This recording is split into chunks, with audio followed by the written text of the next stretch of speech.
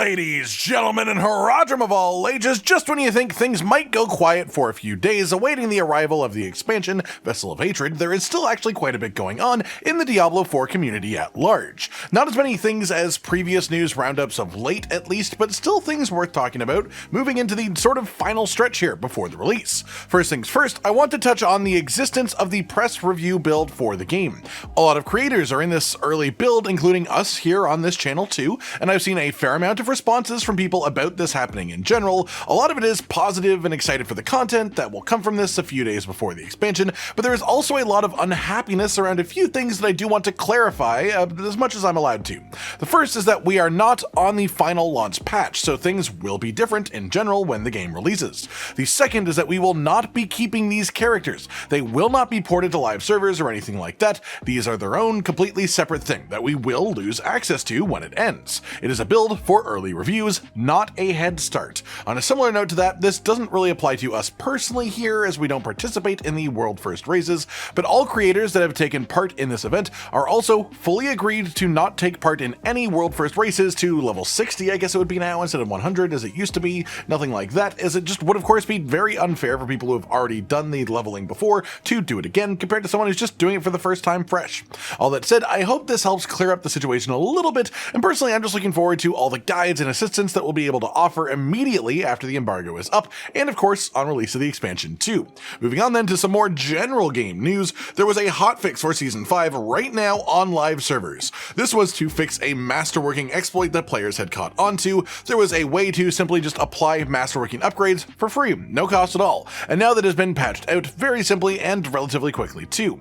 Nothing else in this patch, but it's a good thing to be aware of. Of course, there is arguments that it's not even the biggest deal, as we're quite late in the season, and masterworking wasn't all that expensive this season anyways, but an exploit is an exploit, they had to fix it, or else it might continue on into the future.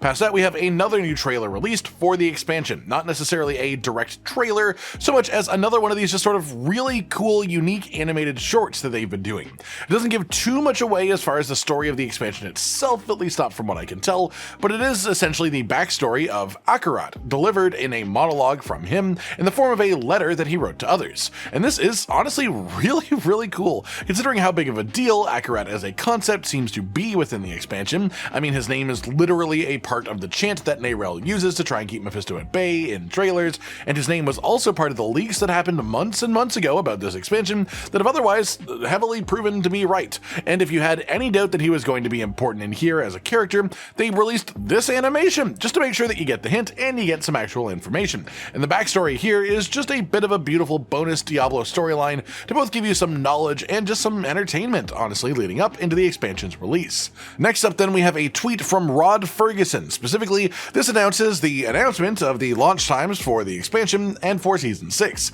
These things will be activating simultaneously, and while it will be happening on October 8th in most regions, it will be the 9th for some. And this is because of the specific time of unlock that we seem to be getting.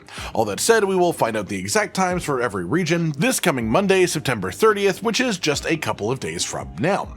Then of course we will be followed that by the stream a couple of days later as well, on the Wednesday, to completely break down Season 6 and the changes after the PTR, as well as just some larger, deeper dives into the actual mechanics that will be added to the game with the new expansion, the actual new proper activities. Then moving on from this, and finally today, we have one that normally wouldn't be that much of an impactful thing, but definitely will be moving into next season. This is just sort of a warning about Resplendent Sparks, you know, the crafting material that you use to make uber uniques, mythic uniques, so they're actually quite an important thing to keep on top of. This Reddit user here found something pretty unfortunate about the way that the guaranteed Resplendent Sparks work, specifically the ones that you are guaranteed to get every season. They reset each season, and you can only get them from each source one time per season.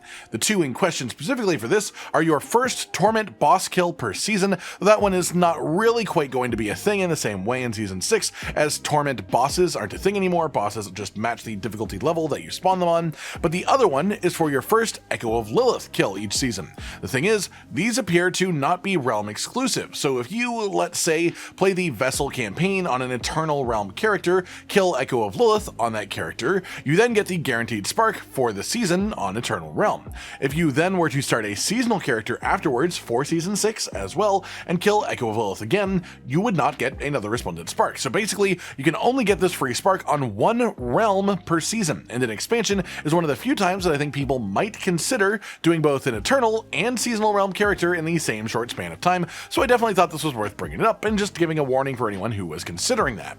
That just about does it then for today, everyone. Just a sort of roundup of the news from recent days surrounding Diablo 4. Let me know your thoughts on any of these things down in the comment below, of course, and like if you liked the video, subscribe with the notification bell for more, and most importantly, ladies and gentlemen, until next time, stay sweet. Josh, Cotton, and Hollow with the videos, dropping the humor like a hammer on your tippy toes, bringing entertainment on a daily arrangement to take our insanity and turn it into entertainment. Yes, I said entertainment twice, to reiterate that it is nice to look into your faces on a mostly daily basis when you let us in your homes to make the whole world a stage. Goodbye.